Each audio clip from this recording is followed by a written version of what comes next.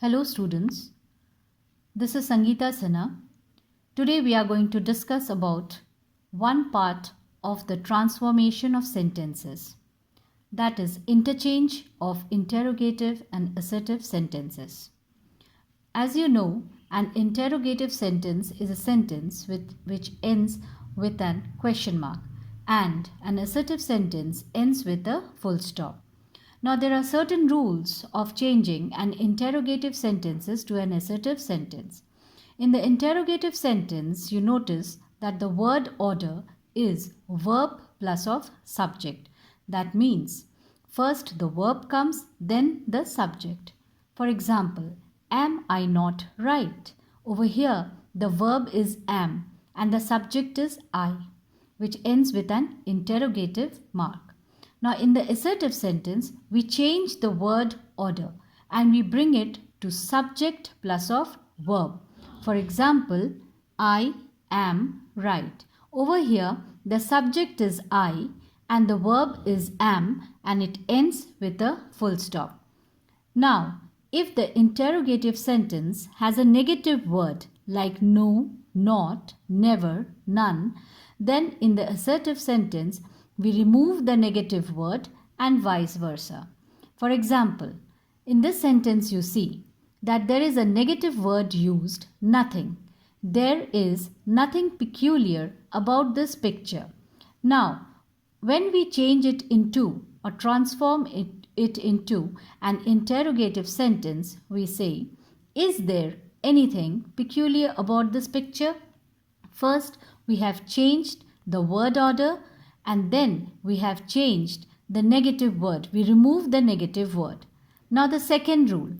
The interrogative sentences which are starting with WHO, that is who, will be transformed into an assertive sentence containing everyone, no one, nobody, none. For example, who cares for the poor and the homeless? Over here, the sentence starts with who, but there is no negative word over here.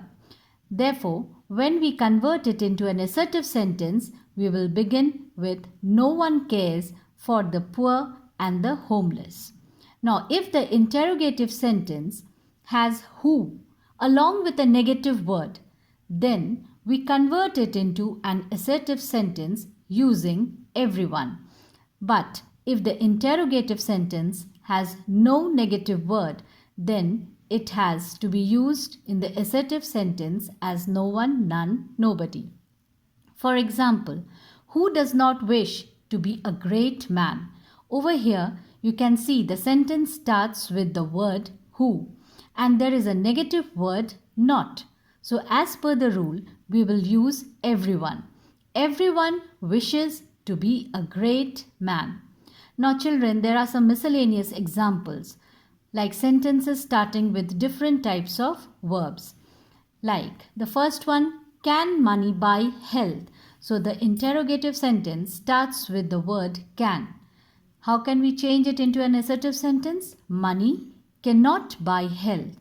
We change it not only into an assertive sentence, but we put a negative word, cannot. The second sentence, does not a dog feel pain when hurt? Yes.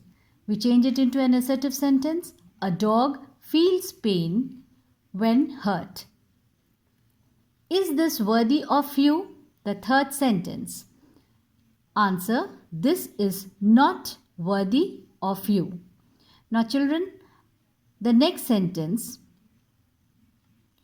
Now there is a mistake here. A dog feels pain. Yeah. So I've just made the correction. You can see. Does not a dog feel pain when hurt? The answer is a dog feels pain when hurt. Now the next is this worthy of you? This is not worthy of you. How can I ever repay your debt? I can never repay your debt. Why should he humiliate himself thus? He should not humiliate himself thus. It is useless to cry over spilt milk. Why cry over spilt milk? What if nobody helps us? It does not matter even if nobody helps us. He will never become an IAS.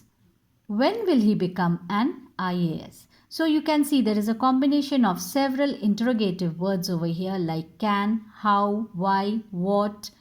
Okay, so you know how to convert them. Now we go to exercise 6, page 251, where the sentences you have to transform from assertive to interrogative. Few I have done, the others you can practice yourself in the copy. Can anyone tolerate such injustice? That is the second problem. Now the fourth problem, was not Darwin a great man? The sixth problem, is there anything peculiar about this picture? The eighth problem, isn't it folly to be wise where ignorance is a bliss?